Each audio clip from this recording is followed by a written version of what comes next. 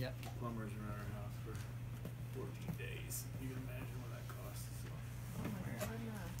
All right. Well, good evening, everybody, and welcome to the Poison Pen Bookstore. My name is Patrick, and it is a real treat to have Marc Cameron back here with us. We're going to be talking about his new book, the first in a terrific new series, Open Carry, which, as you'll learn as we talk, is probably your most personal book to date, wouldn't you say? Yeah, I think Arliss he's meaner than I am, and way tougher, but we share a past. Yeah. This book takes place in Alaska, in a fairly remote and interesting part of Alaska, the southeastern islands, in particular Prince of Wales Island. We were talking a little bit in the back about that and how you came to sort of dial in on that area for your book. Can you talk about that at all? Yeah, I transferred to Alaska in 1998 with the U.S. Marshal Service, and one of my jobs with the Marshal Service was I ran was the deputy in charge of the Alaska Fugitive Task Force, which is a multi-agency task force that's tasked with hunting down bad guys. And one of my specific sub-duties was as a man tracker, so the on-the-ground, track by track, like you see in the old cowboy movies. And they sent us to training. Part of the training was actually in Arizona, near Mesquite. So we got quite a bit of training in-house and then from the Border Patrol and some other places. But so one of our first tracking missions, everybody else that was a certified tracker was gone. And so it was me and a couple of Anchorage police officers and one trooper were in town at the time. And a man down in southeast Alaska, in a little island, actually it's the third largest island in the United States, called Prince of Wales Island. So you know where that is, right? The towns on there are Craig and Klawock. A lot of Haida and Tlingit natives live there. So this would have been almost 20 years ago, about 19 years ago. And a man and his family were living in a float house, just big logs, kind of a shack, and it went up and down with the tides. And he got in a fight with his mom's boyfriend and ended up chopping the boyfriend's head off with a splitting maul and ran. And so they called us and said, hey, this guy's run into the woods, he beheaded this guy, can you get down here? So we flew down on the state aircraft. The scene was, as you can imagine, pretty grisly. In fact, it smelled so bad in the float house that we were there, I think, about 2.5 hours after the original death. And we had to kind of stand over the blood and let the alcohol kind of get into our noses to kind of clean our sinuses out once in a while. But anyway, we figured out where he went, what direction he went, followed him into the woods, and spent about 3 days tracking him. Unfortunately, he was wearing a kind of shoe called Extra Toughs, which are ubiquitous to that part of the country. In fact, we call them Juno sneakers. Everybody wears this kind of high-top brown shoe, and so when we get on a trail of Extra Toughs, it could have been any of 800 people living in that area. So we really had to kind of get away and kind of go on his stride and things like that. But it took us about 3 days, and we ended up finding him. He had swam across the sound and our little strait there and ended up on an island. But all that time in the huge old-growth forest, I mean, some of those trees are as big around as the area where these chairs are, and the sort of quirky people in the background, really cool people, but quirky. Some of them live at the end of the road. Some of them have gone there to kind of escape the rest of their lives, and we ran into a lot of them in the backwoods. And I thought, I was writing westerns at the time, and I thought, I got to set a book here someday. This is just such an eerie, creepy setting with these trees that, it rains there all the time, but the trees are so thick that a lot of times the forest floor is just dust because the rain just never makes it to the bottom. So spent a lot of time there thinking about, and then went back with my kids because it seemed like a Tolkien kind of a place, and sort of sketched out the book that eventually became Open Carry. Can you talk a little bit about, you mentioned your own extensive law enforcement background. Can you give us kind of overview of sort of your career, what you did as in that field? Sure, yeah. I started back when I was barely old enough to buy my own bullets. I was 22 years old and got a job as a police officer in Texas, a little town where I grew up, and worked there as a police officer, uniform patrol, Eventually promoted to detective, and all that time I was applying with the Marshal Service because I'd worked with a deputy marshal, and I really liked the job they did. I thought it was kind of a cool thing, hunting men, and we had hunted some fugitives with this particular deputy marshal, and I really liked it. Incidentally, even before that, back when I was in high school, I was friends with this deputy marshal's son. I didn't know it at the time, what he did for a living, until we were walking around our courthouse square, and this truck pulled up, and he got out, and he had a big hat on, kind of like Cody's there, and he had a gun outside his pants, you know, for everybody to see, and a big Circle Star badge, and he took this bag out of his truck and put it over a parking meter and locked it, and it said U.S. Marshal Official Business. And as a 15-year-old, I thought, I want one of those bags. Yeah, that's the job I want, because I want one of those bags. So eventually I served with the police department for about 7 years, and figured I wasn't ever going to get on with the marshals, so I took a job back on patrol riding horses. And so I was a mounted patrol officer for about 1.5 years, and then the marshals called me, and I was hired in 1991 and started in Texas in a small 2-person sub-office, very few prisoners, because marshals handle prisoners and judicial protection, the witness protection program, a lot of different things, but we were able to focus on manhunting, which is what I really enjoyed. And then eventually transferred to Idaho for 4 years, right up on the Canadian border, and then I've always wanted to go to Alaska, and when the opening came up in Alaska, I transferred there, and I spent the last 21 years in Alaska. Is there any crossover between the Texas Rangers and U.S. Marshals? Do they work together at all? Yes, work together on different fugitive matters. But I worked more with the Texas Rangers when I was a detective with the police department. Texas Rangers' main job, the movies notwithstanding, is to come in to assist smaller agencies within Texas that have young, kind of dumb detectives like me that didn't have a lot of training. And so when we had a homicide, then they would send in a Texas Ranger to sort of hold my hand and make sure I did the right stuff. In fact, one of the best pieces of advice I ever got was from a Texas Ranger when we were investigating a murder, and we had the body, and there was a bunch of flies, and I won't go into the whole details, but it was a pretty bad scene. And one of those little squiggly things on the flies, or on the body, hatched into a fly. And this ranger, he was the coolest man I've ever met in my life.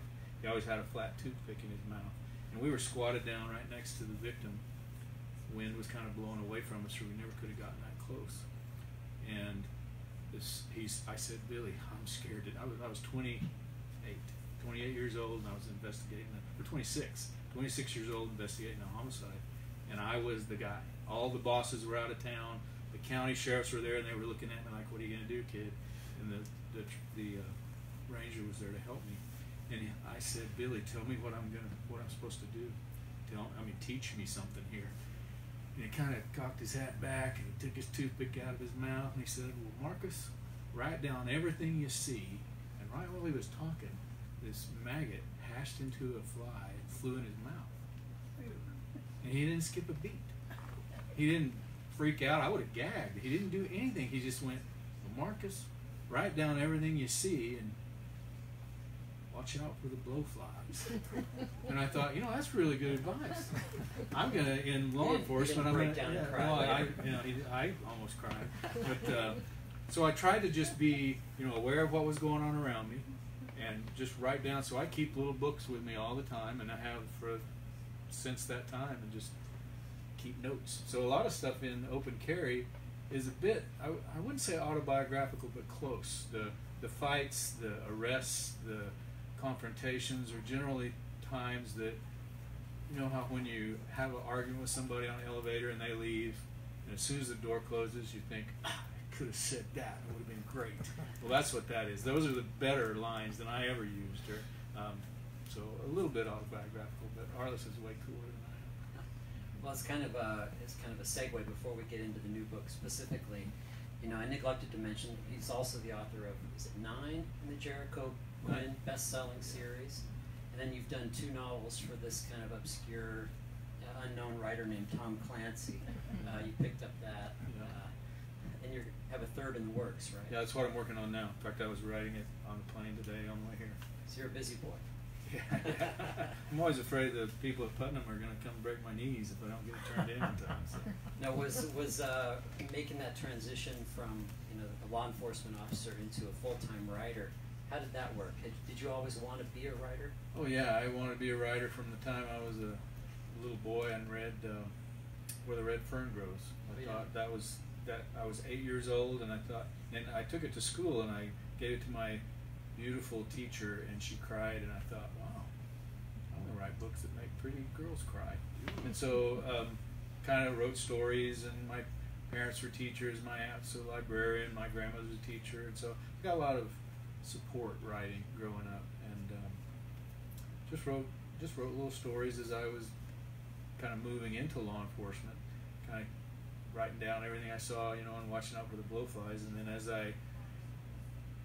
I got a lot of rejections. I mean, I tried to send in fact, my wife, I probably told this story the last time I was here, but my wife has been extremely supportive. And when I got on with the police department, I told her I wanted to be a novelist, and I wanted to be a college professor. We met in theater in college. We were in plays, Shakespeare and such as that. And I can't bring myself to get up in the lights anymore because I'm afraid there's threats out there I don't see. But so she kind of married me, or at least agreed to marry me without knowing the whole story. And then right before we got married, I confessed that I really wanted to be a cop and a novelist, and she married me anyway. In that first year, I was making $6.67 an hour as a police officer. We were very poor. In fact, I always say we were cheap fish stick poor. Fish sticks weren't even shaped like fish sticks. They were those little long, skinny things. And somehow, as poor as all that, she was able to save up the money to buy me a ballistic vest, because you had to buy your own back in 1983 and 84, and a Smith Corona typewriter. And so she said, go be a cop and be a novelist, and she really has supported me throughout. So I got a lot of rejections, ultimately sold a couple of westerns that I sort of relied on my mounted patrol time and that sort of thing. And were those under the Marc Henry name? Marc Henry, yeah. Wrote those under Marc Henry, and then ghost wrote actually for some other authors. And then my agent said, we're not going to make much money writing westerns, so why don't you segue into thrillers? I was still with the Marshal Service at the time, so I had to get special dispensation from our legal department to write, and I could never write about the Marshal Service. So this kind of book would have never happened had I stayed employed. So I wrote about a kind of an over-the-top OSI agent with the Air Force who rides motorcycles and carries a Japanese sword behind his back, hidden in his motorcycle. Because I ride motorcycles, I speak Japanese. My oldest son speaks Mandarin. My youngest son speaks some Japanese. We really like languages in our home, and so I just sort of imbued this character with all these kind of over-the-top ideas, and people bought it, and they're doing very well. And then I eventually got enough contracts that when I turned 50, I was able to take an early retirement and just segue right into full-time. Wow. So you're a real Renaissance man. You speak Japanese, well, all kinds of I don't things. dance. I don't dance at all. Not at all? Not at all. No. So where in Texas did you grow up? What part of Texas? So when I was younger, I lived in Central Texas, and if you've ever read Old Yeller, my parents had a little ranch down there, very little, like half a section. Couldn't call it a ranch down in that part of the country. But I had a gun when I was 9 years old, and that I borrowed from a neighbor, and then my parents realized I was going to have guns all the time, so they gave me one when I was 10. I can't imagine doing that with my kids or grandkids now, but I roamed that back country and just kind of had a great childhood down there. And then when I was a little bit older, my dad moved up to north central Texas, and I grew up around Fort Worth. Some of this Comanche country? Yeah, in fact, down where I was, and when I was 8, 9, 10, that age, I could look out my window and see these white stones up on the mountain where, that was a little bit further out. But these white stones were they were the headstones of a bunch of kids that were killed by Quanah Parker and his people, and the teacher as well. So I could see it on moonlit nights, on the Comanche moons. It gave me a lot of stuff to think about. But I had my gun, so I was okay. I would say, so Arliss Cutter, tell us a little bit about him. he's a Florida transplant, you know, and like you, an expert tracker, U.S. Marshal, and he is called to Alaska. And what's really cool reading the book is that, you know, he's an expert in Florida, but Alaska poses all these new challenges that he's not really used to at all. And as the reader, we kind of learn about the landscape and the people as he's learned largely. Right. Yeah. That's a little bit autobiographical. I learned to track in Texas and then better in Idaho. And there's big game in Idaho, but it's a different kind of forest there.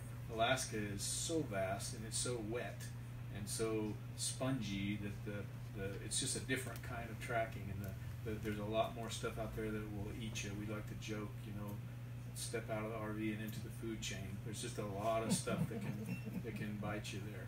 It's all big, except for the little mosquitoes that are probably more of a danger. But so I like, when I write any book, I like to have my character learn, because that allows growth, but it also allows me to teach the reader.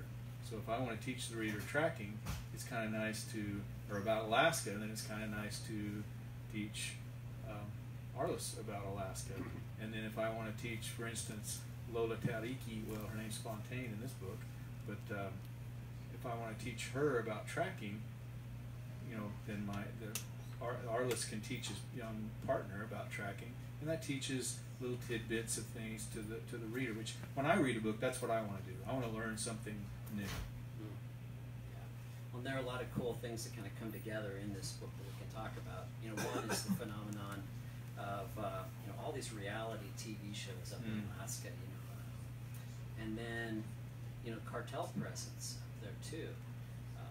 Without giving any real spoilers, can you kind of talk about the basic setup for the book? Yeah, sure. The Arliss moves to Alaska to take care of his sister-in-law. His older brother Ethan is killed up on the North Slope in an explosion. He's an engineer. He's the safe brother. He's the calm brother. He's the one that was secure. Both brothers loved this woman. She picked the older brother. Arliss is such a good guy that he didn't try to pursue her anymore. But now he's passed away and she's got some kids, and Arliss has moved up to take care of her. And he really is trying. He's been married 4 times. Arliss is kind of damaged goods, because he's always wanted Mim, and he can't seem to get the right one because she was taken by his brother. And now he's up there helping, and really he focuses on his little nephews. He's really trying to help them grow up and, you know, help them have a dad or a good uncle. But while he's there, he's doing the things that marshals do. And one of the things that I really liked about being a deputy marshal is we really never knew what we were going to do during the day. We might have an assignment, for instance, to come in and work a witness protection program, you know, make a production with a protected witness. In the movies, it's 90% of the time it's the FBI that does witness protection, and we're kind of happy with that. That's okay, because it keeps us more under the radar. But the United States Marshals does witness protection, not the Bureau. So you might have that kind of assignment, but when you get to work, then your chief might say, hey, we need you to pack a bag and go to Miami because there was a big hurricane there, so head to Miami with 300 other deputies. Or there's a big riot after Rodney King arrest or Rodney King verdicts, you need to go to Los Angeles. And these are the things that have happened to me, different places. So I would say at one point I was headed to Los Angeles for a trial, ended up going to Hattiesburg, Mississippi for another high threat trial because a witness had been, not a protected witness, but just a federal witness had been shot in the eye by a prostitute that had lured him in, and they wanted to silence the witness. So they brought in a bunch of us, and I spent 2 weeks in the Purvis, Mississippi jail. People knew who I was, but I was in jail with these witnesses to protect the in-custody witnesses. Cool stuff that I can use and write stuff down, because I mean, when else do you get to go spend time in a little jail in Mississippi if you haven't, you know, done something wrong? So the setup of the book is that he comes in, he finds out that they're going to go, they have to go down to arrest a fugitive down in southeast Alaska. It's a very simple fugitive case. They're going to go down and hunt him.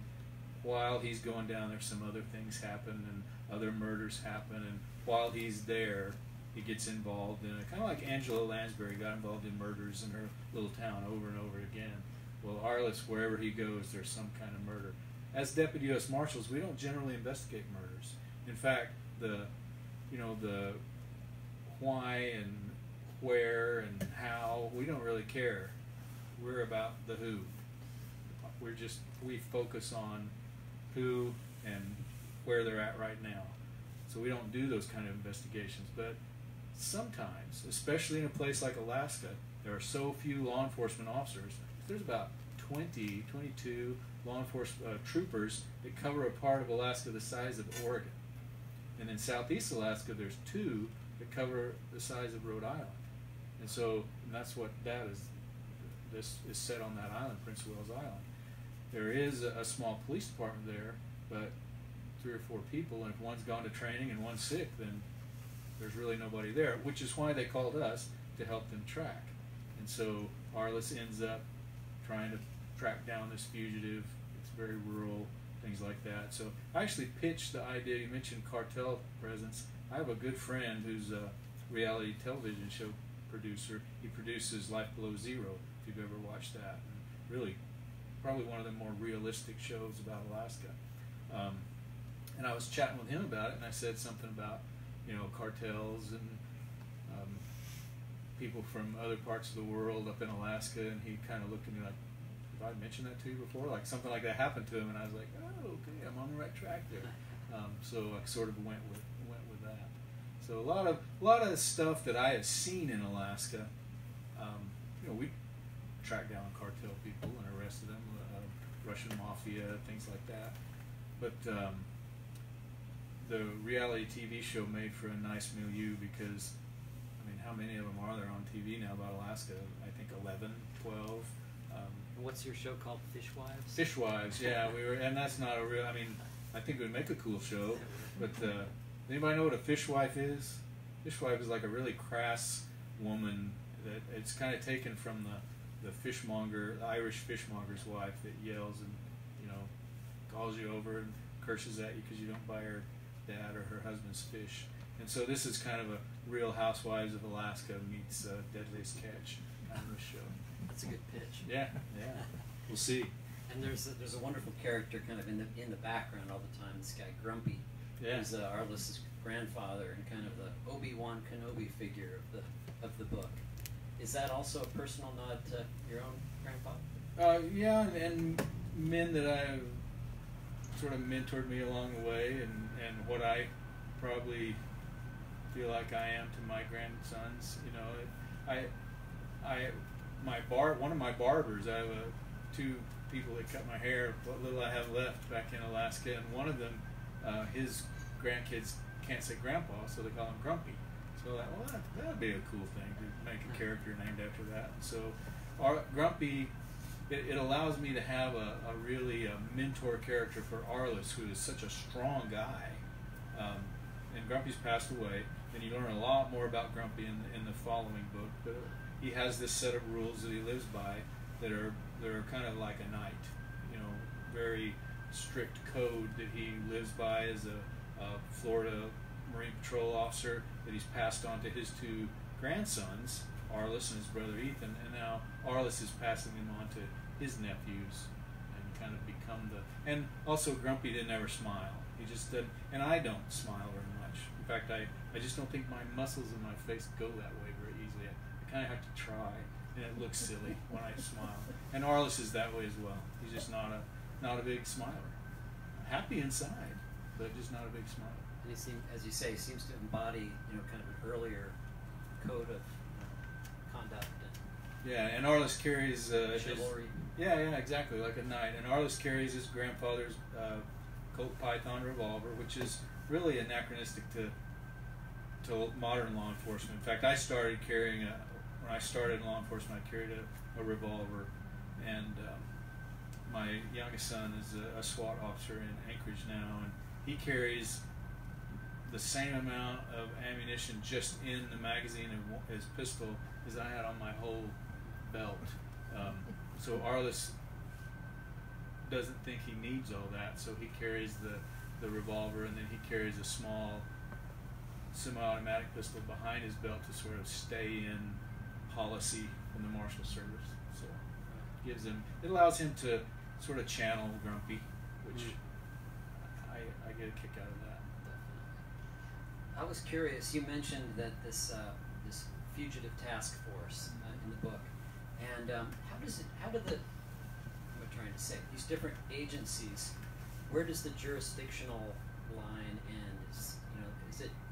Can that be tricky? Yeah, that's a really good question. The only time it's really tricky is if somebody from the military joins, like our oldest son was an OSI agent for a while, and that's still a federal agent. But if you're a federal agent within the military, there's a very strict, it's called posse comitatus. The military can't arrest or can't investigate crimes of citizens. In other words, our military can't be our police unless we have martial law. So sometimes they're on a task force and they can only do certain things like surveil and things like that. But all the other agencies in Alaska and other states as well, but in Alaska particularly, Alaska State Troopers, other federal agencies like the ATF, the Bureau, FBI had some folks, Secret Service had some folks on our task force, but it's housed in Marshal Service space. Anchorage Police had people on there. Now, if they're federal, then they have the same rights and privileges we do. If they're state, then what we do, one of the neat things about the Marshal Service, we're the oldest law enforcement agency in the United States. George Washington created the Marshals with the Judiciary Act in 1789. So we've been around forever, and when you hear about in the old Western movies making a posse, like gathering a posse, as Deputy United States Marshals, we have the right to say, come with me, here's a gun, you're working under my aegis or authority. And even if you're a civilian? That's who we do it to. Yeah, really? I mean, we can do it to a civilian. We have the rights, and just like a sheriff. In fact, the way it's written, marshals have the rights and privileges of a sheriff of a county, and so that makes us peace officers in virtually every state, and it allows us to. And we really don't do it with civilians because there's law enforcement everywhere, but we could, and you'd be writing a lot of letters to your chief if you did. But generally speaking, what we do then for task forces is we'll say, okay, Anchorage police officer, raise your right hand, swear them in as a special deputy U.S. Marshal.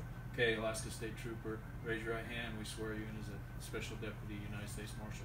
During the Olympics, when they're held in the United States, deputy U.S. Marshals respond to assist with security, and we swear in all the state and local people that are not from that area, and that gives them law enforcement authority. And you can arm them? Well, generally speaking, we're only in real life. We could, but in real life, because of civil suits and all that, we only do that with already armed individuals. So what we're doing is giving a state and local, like an Anchorage police officer, the right to come down to Southeast Alaska with me to help hunt a fugitive, or to even go outside his state. So you couldn't say, okay, Alicia, I want you to just go blast that guy. No. I mean, I could, but we'd both get in trouble. There are some really, you mentioned there, January Cross and Lola Fontaine. There's some great female characters in this book, and Lola, almost has as much stage time as Arliss. Really strong supporting character. Tell us a little bit about some of the women in the book. Yeah, so Lola Fontaine, everybody kind of, she's half Cook Islander. My wife and I spend a couple of months every winter in the Cook Islands, which is down kind of between Tahiti and Fiji. We go there. We like to have our winter in Alaska, but 2 months of it is enough, and then we fly south, and we have friends there. It sounds kind of hoity-toity. It's not as, I mean, it's a great place, but it's not as expensive as it sounds. We have friends there, and we rent a house from them, and we just live like locals for a couple or 3 months. But I just love that culture. That, you've probably seen the haka, the New Zealand Maori haka, that dance they do, the kind of the war dance. Well, these are not New Zealand Maori, they're Cook Island Maori. So I envisioned this very fit, very strong female deputy marshal who would be Arliss's partner, much junior to him, so he can mentor her. And she's kind of, I've met folks like this in the Marshal Service. I was the chief for 5 years, and people that apply for everything, they're just never happy. They, I want to apply for the Special Operations Group. I want to apply for WITSEC. I think I might go over here and be Judicial Protection. I might try that. And that's Lola. She just wants to experience life, try it all at the same time. puts in for everything, but she's so capable. And I've been very fortunate to work with some extremely capable women in the Marshal Service and in the police department. The two best bosses I've ever had were my captain at the police department. Everybody called her Ma because she just loved us all. And boy, if you did something wrong, she would smack you down, but only to you. And then when the chief tried to get you in trouble, she was facing outbound, taking care of you. Just a great person. And then my chief in the Marshal Service that kind of mentored me along, and her name was Wanda Phillips. And then another judicial security inspector that named Jill Marshall, who is a good friend of mine. I remain friends with all these women. She handled judicial protection for Supreme Court justices and some very high threat trials. Those were kind of my mentors as I was coming up in law enforcement. And just there was nothing about them that said, "Oh, you're a girl." You know, in fact, to them, doing stuff like a girl meant, you know, kicking your tail better than anybody else. So I try to pattern my female characters after them. Arliss is the star of the book, but Lola, you know, they kind of joke with her that her name sounds like a stripper name, Lola Fontaine, but that's taken care of towards the end of the book as well. So she's pretty cool. She has a bigger kind of an emerging part in this, and then as the series goes on, we get to learn a lot more about Lola. Now, is the series, as you envision it, going to stay in Alaska, or is he going to go all over the place? You know, I think for the foreseeable future, I think we'll be in Alaska. It's so vast, and I'm basing a lot of these off of kind of cases I've worked that are, you know, certainly not exactly, but if I went to, for instance, this was in southeast Alaska. I did a lot of work in western Alaska on the Kuskokwim Yukon rivers. The next one's going to be out there. It's already done. It's set out there. Then maybe one out in Dutch Harbor. I mean, it's just so. We're talking about a place. Just western Alaska is the size of Oregon. So we're talking about thousands of, you know, like 1,200 miles from. Where did you work? I can't remember. Wrangell. Yeah. Yeah. So Wrangell's down. What is that from Anchorage? 800 miles, maybe? Yeah, something like that. About 800 miles, and Anchorage is at the bottom of Alaska. So you still got 800 miles to get to the top. So I've got 1,600 miles this way. In fact, if you think about the lower 48, Alaska, Barrow would be kind of up in the Dakotas, the Aleutians would be in California, and the southeast Alaska would be somewhere around North Carolina. I mean, that's how big Alaska is. Really? Yeah. And so when if this was the United States, Alaska is that. And so he doesn't have to leave Alaska. There's a lot of pristine land still, right? A lot. Yeah. I've been to Anchorage a couple of times. Yeah. And Sitka and some of those places, but it's amazing, you know, just going out a little bit and seeing some of the wildlife. Oh yeah. You know, I got to see a bald, you know, eagle up close, and it was like a midget in an eagle suit. I mean, it was this big. And their talons are humongous. Yeah, in fact, the place where I'm looking at setting a future book is out in Dutch Harbor, and they have signs in their grocery store parking lot to be careful because the eagles, if you put any food in the back of your pickup, they'll come and fly away with it. And they'll kind of harass you too. And there'll be 20 of them on a light pole kind of watching you as you come out of the store. It's They ever kind take of Alfred Hitchcock. away with them? Yeah, you wonder. They'll take your dog away, that's for sure. Yeah. Let's talk a little bit about the Clancy books too. Sure. And that was not a bad gig to get. No, it was daunting because I've been a Clancy fan since I was since Hunt for Red October. I started in police work in '84, and that's when Hunt for Red October came out. Right. I mean, it's such a hallmark of those Clancy books is the attention to detail that he goes into. We call it techno porn. Some people call it that. Yeah. All the did you have to really study up on some of that? You know, I think you'll notice that my Clancy books, although there is military, there is that sort of thing, the technology that I deal with has a lot more to do with what I know already, and that's surveillance and intelligence gathering and that sort of thing.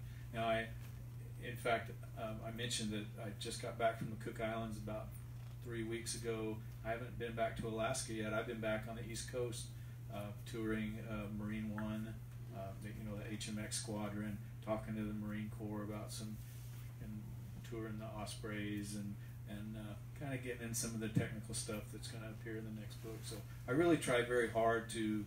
The last book, for instance, has a lot to do with satellites, and I had this idea that there would be a character in it that was from Annapolis, and a friend of mine is the Secret Service. I also get very deeply into the background of the Secret Service because Jack Ryan's the president now, and he doesn't get to go out and do the Hunt for Red October stuff. So I really like to kind of explore what it's like to be protected, and what it's like, what the Secret Service has to go through to move these, you know, these massive amounts of vehicles and aircraft and mobile hospitals and everything when our president moves around the world. And so I have many friends in the Secret Service. We worked with them a lot over the last 30 or 22 years. So with the Marshals, and so I'm able to draw on those. So I do a lot of research with military, and I put military in the plot. Like toured the air station Port Angeles with the Coast Guard and used that, and really tried to get to know the men and women. But my books, I think you'll notice, really focus on the individual in the service rather than, you know, the squadron of jets and all that. I really want to drill down to, okay, here's this F-18 pilot. What's he seeing or she seeing inside? How does he or she feel? What's it feel like to take off in an F-18 or a, you know, the helicopter, or like the it's funny, the Marines that, for instance, you'll read this in the book, but I'll give you a sneak peek. The Marines that fly Marine One, which is a big Skorsky helicopter, you know, the HMX-1 that flies the president, they kind of joke and make fun of the Marines that fly the tilt rotor Ospreys, and I said, well, what do you call this? It's not a helicopter, it's not a plane. He goes, well, we call them plopters.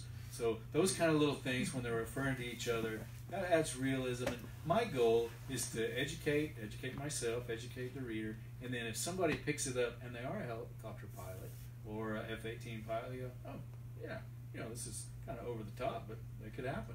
That's what I'm looking for. Right. Is there, when you first started writing, you published 2 so far with the 3rd coming, right? Correct. Was there a Bible? Is there a Clancy Bible that you have to adhere to? You know, kind of. There's a book that's out that's a kind of a Clancy character Bible, but it's old. It only goes up to, I think, Some of All Fears. So it covers the first few.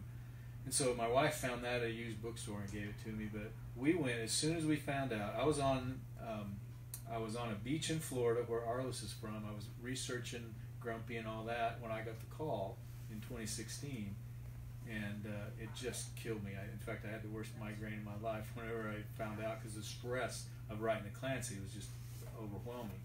We went to the South Pacific, and I took virtually every Clancy book, from the Grant Blackwoods to the Mark Graney's. Every Jack Ryan Clancy book I took with me, either on Kindle or a hard copy, and I reread them. I would read one in the morning. My wife would read me one as I was falling asleep, and then I was reading something during the day, just sort of immersing myself in all things Clancy. And then Mark Graney, who was the one that was doing it before me and actually recommended me for the gig, he has kept kind of a little Bible, you know, with his characters that he's developed and some of these others. So he sent that on to me, and that's helped a lot. Mark's such a cool guy. Oh, Mark is phenomenal. He's just a mensch. He's a now, you've been guy. Here with him, have you not? No, I think he followed me. He was here I think he was here with one of his Gray Mans like a week after one of the Clancy's came out. And they have a new book. Him and Rip Rollins. Yeah, I was. Have you met Rip? No, I haven't. Okay, so I was staying with Rip. Really? He was the one that helped me get the tour with the Marine stuff and all that. He's a lieutenant colonel with the Marine Corps. Phenomenal. And they've got a new book coming out called Red Metal. It is a good book. It is a really good book. It's really Clancy-esque. Very Clancy-esque. Very cool. What about Jericho Quinn? Is he kind of on the back burner for now? No, actually, there's a Jericho coming out. When I come here next time, I assume they're going to send me here in November for the Clancy. We have a Jericho coming out within weeks of that, so I think it'll be. But it was written. It looks like I write 3 books a year, but the Jericho number, the full length. Well, it's the 10th one, but it's the 8th full length. There's 2 novellas. So this will be the 8th. It's called Active Measures. It has to do with Cuba and some spy stuff that went over there. But I think, and I really enjoy the Jerichos. They're fun to do. They have really cool characters that I feel like I know and that I really do know, just with other names. And this one I think is the best one. I'm excited to have it come out. And the Clancy's a phenomenal plot, because I've talked to so many different people and gleaned their knowledge that we've got. I am very fortunate that I have so many good friends to draw from, because I think the best Jericho Quinn coming out, and he's a motorcycle rider, so I always identify with him anyway, because I ride a BMW GS. Jericho's coming out in November, Clancy's coming out a week later, I think, and then the next Arliss comes out in March. So fantastic. Have you had some Hollywood interest in any of? There's always talk, but and I get all excited about it, and then I have to think, Brad Thorpe, one of the premier thriller writers out there, hasn't had a movie made of Scott Harvath yet, and there's only been one Vince Flynn, and so I just have to kind of sit back. There's always interest. We were talking to somebody I was talking to my agent about it two weeks ago, but there's probably more likelihood of Fishwives being produced than that. Let's open it up to some questions. I hope you have some. Please. I was afraid of this. No, I have one. For a writer, you've been writing a long time. The readers nowadays, I just the last few years have started reading novels again regularly, and I don't look like it. I'm a database programmer for a living, and I'm a good reader, but I'm used to you read the chapter, the contents, and then the first paragraph and the last paragraph and the last page, because I'm trying to get my head wrapped around. That's not how you read a novel. It's almost like I had to learn to read again. I mean, how are readers now? Are they different than they used to be? I mean, everything, movies, you can do anything in a movie now.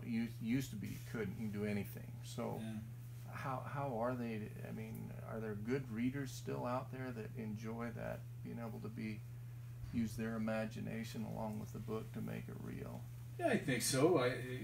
Readers today are, as a writer, and I think other writers would agree with me, we're competing with so many different forms of entertainment, and that entertainment is in your face and quick, and people are used to immediate gratification, whether it's reading a subreddit, that some little 3 or 4 sentence blurb, and then moving on, or watching a quick video, or binge watching Netflix, or games. Gaming is a big thing that's drawn folks away. So there are plenty of readers out there, but I think our mission as writers, my editor at Kensington that publishes this one and then the Jerichos, his mantra is start with a massacre and build from that. And I think that we don't necessarily, with Jericho, we always do. I mean, Jericho, the first line, there's a prologue, and the first line is always him on a motorcycle rolling on the throttle.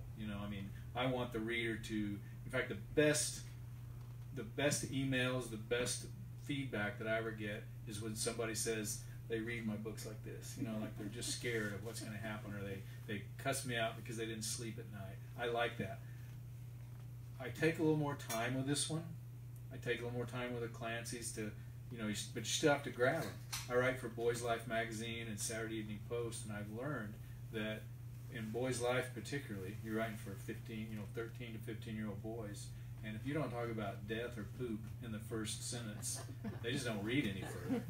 So in some ways, you kind of have to do that with adults.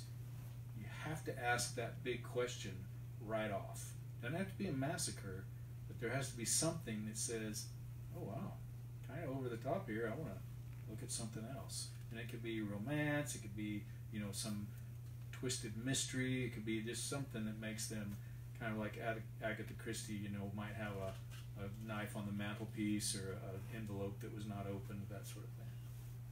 You should have an essay called Massacres, Death, and Poop.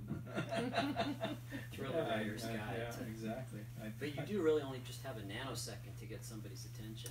Yeah, you really. Lose it, right? It used to be the first page. Now it's the first paragraph and really the first sentence. I go into bookstores, and when I browse, I'm browsing the first sentences. I think Ken Follett is a master of the first sentence. He just sets the stage and gets you right into the book. And so I really try. I think you're right, though. I think that the whole culture seems to have ADHD now. Yeah. You know, we don't have patience for really getting absorbed into a slow building kind of narrative. It's hard. Robert Ludlum, if you go back and read The Bourne Identity, Jason Bourne spends about a chapter sort of floating around dying in the ocean when it first starts. You don't get into the, quick pay. Well, it really never gets like the movies. But I love that book.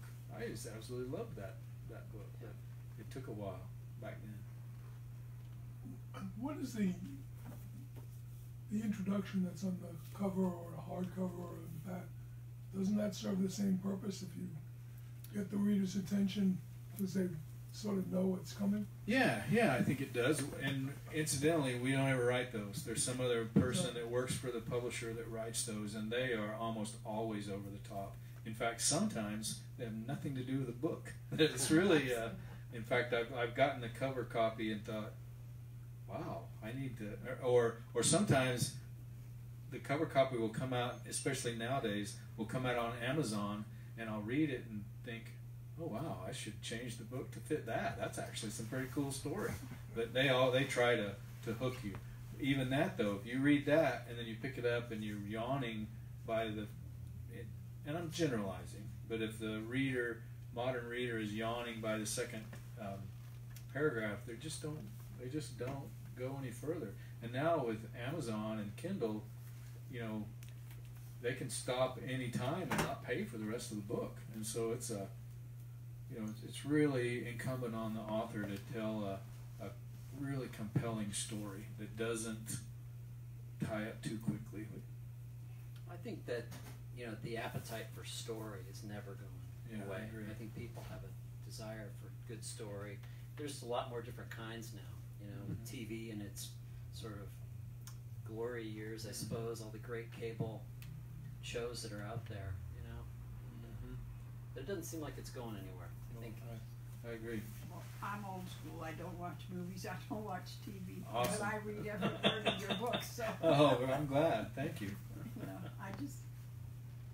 I think you miss so much watching the movie. They change it around, and Well, movies really. I came to grips with the fact that movies are really short stories. Books are, saga series, and so when somebody makes a movie out of a book, they're really just picking a very linear portion of that book and not all the other characters and all of that you really can't afford to get in the backstory of many of the characters. That's another thing that I always take as sort of a backhanded compliment when somebody would say, for instance, in the first Jericho, it starts out with a mall bombing, and there's this police officer who is watching his family go into a mall while he's eating lunch up in a place like Chimney Rock, Colorado, sort of based on that. And I get emails like, whatever happened to him? And my thought is, I can't tell you what happened to everybody in the book, but it's really cool to me that you care. And I want you to care about everyone. I want you to care about the grocer that sells Arliss's potatoes on the way home. Or there's one of my favorite lines in that book is autobiographical. Arliss is talking to a flight attendant or a flight agent at an airport, and she says, now when we go in and we're going to fly, we fly armed, and so we have to get a special paperwork filled out so we can walk around security. Which, boy, when I retired, I thought, man, this sucks. The rest of the people I have to live like regular people. I don't like this. But for 20-something years, I got to walk around security. So we hand our badge over and ask for the arm boarding stuff, and they fill it out. And Arliss passes his badge, and she looks at it, and she's a movie watcher, TV watcher, and she says, "You don't look like Timothy Oliphant." And he says, "What?" She said, Justified. You don't look like Timothy Oliphant. And Arla says, well, the thing is, I'm not trying to be Timothy Oliphant. He's trying to be me. And that is that's what I'm looking for in the books. That kind of reality, but entertaining at the same time. Now, did you ever get one of those cool bags you were talking about that goes over the... No, we stopped doing bags, and we just have a placard that sits in on our access dash. All areas kind of thing? Yeah, a little dash placard, and I may or may not still have it. Can't confirm or deny that. Anybody else have any questions they'd like to ask? There was one thing I forgot to ask you, which was I really like the kind of the respect that you show towards the native peoples in this book, and you can tell you really took your time with that. Can you talk a little bit about? Yeah. This one is set down among the Tlingit and Haida cultures, the totem builders in southeast Alaska, and all that go all the way down to through British Columbia and Seattle. We learn as deputy marshals, because there's only a few thousand of us nationwide, that we have to work with where in the movie The Fugitive with Tommy Lee Jones, he's like coming in and taking over. I love that movie, by the way, but if I did that, the locals would go, okay, we're either leaving or we're telling you to get lost. We have to work. And with the native communities, we realize that even though we're sometimes investigating members of their tribe, we have to work with them. And I've got some just lifelong friends that are in different parts of Alaska and Utah and Arizona and Idaho that are different, from different native tribes. And I just really like that culture, and I think that's another good thing to learn. But when you write about, whether you write about a native culture or Appalachia or any culture or place that's poor, has poverty in it, you have to be honest, and there's going to be some sort of, as in this book, there's some warts that show up. And I took this book, and then I took the following book in the series to a friend of mine who is Yupik and Eskimo. In Canada, incidentally, they prefer to be called Inuit. In Alaska, they often refer to themselves as Eskimos. But he's a Yupik Eskimo, and he kind of looked over the book, and he just said, just be honest. Just be honest, and there might be some people that are mad, but as long as you're honest, you'll be okay. So that's what I try to be. But I have tremendous respect for these cultures and get out to Bush, Alaska as often as I can. And aren't some of the tracking techniques influenced by? Yeah, there's a lot of, well, they live so close to the earth, they're aware of. To be a tracker, a lot of people mistakenly think, and I did too as a young man, that tracking is all about just looking at the ground, but tracking is really about being a naturalist. So you need to know what happens to the ground when what happens to the foliage when it rains, and how when things are broken or stepped on, how they look differently, how they look different from one day to the next.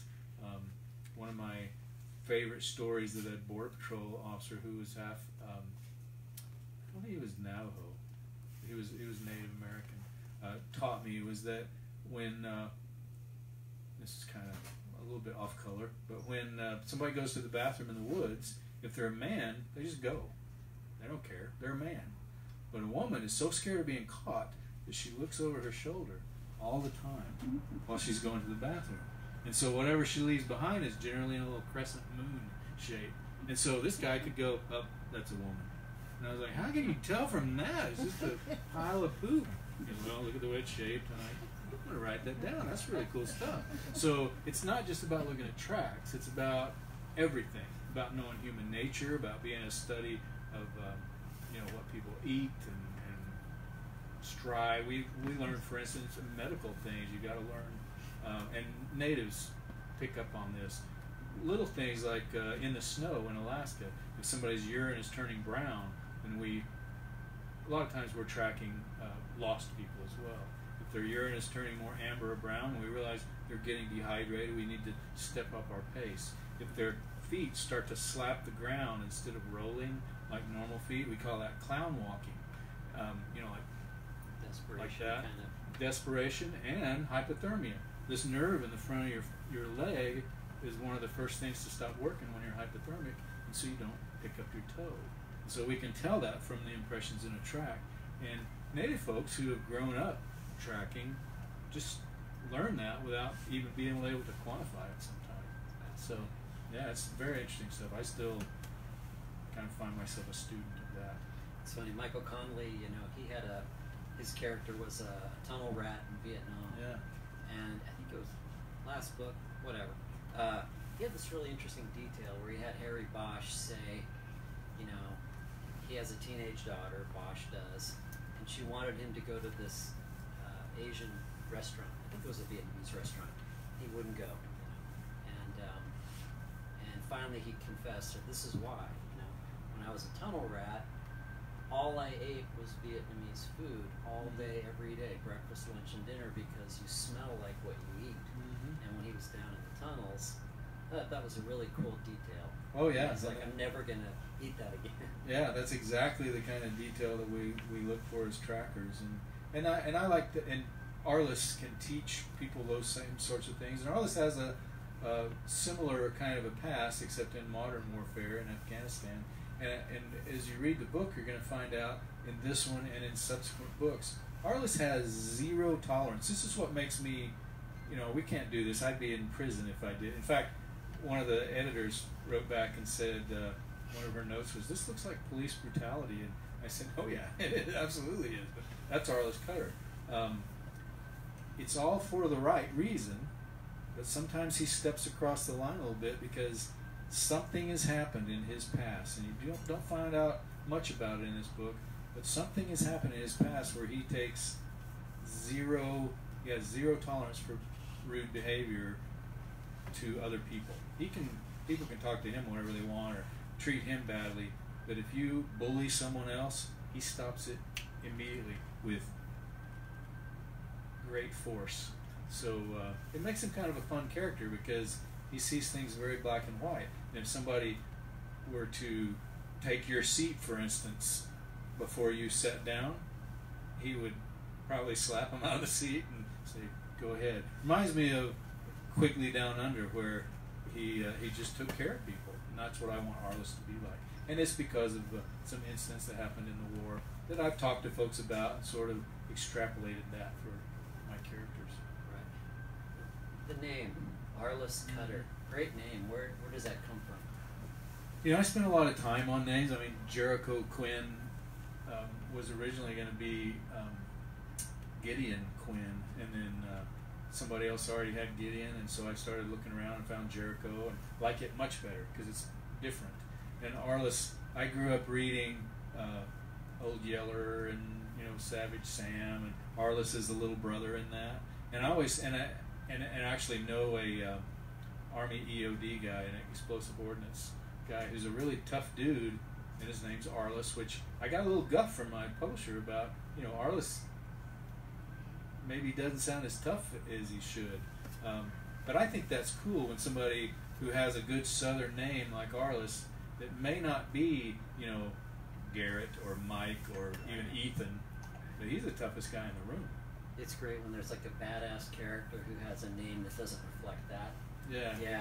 You have a Blodgett in your book, which I thought was awesome. Yeah, there's a character in the next book that's a guy that I arrested a guy, big, huge guy, not exactly like this character in the next book, but his name was Twig. His given name was Twig, and he probably had a 60-inch chest and didn't look like a twig at all. But what a cool name for a bad dude.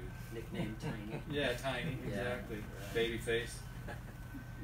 Well, hey Mark, thank you so much. It's a treat to have you out here. Congratulations on the new book and the new series, and we'll break up and have you sign some books. Great, thank you. Thanks for coming. Appreciate Thanks everybody out there on Facebook land. Yeah, thank you.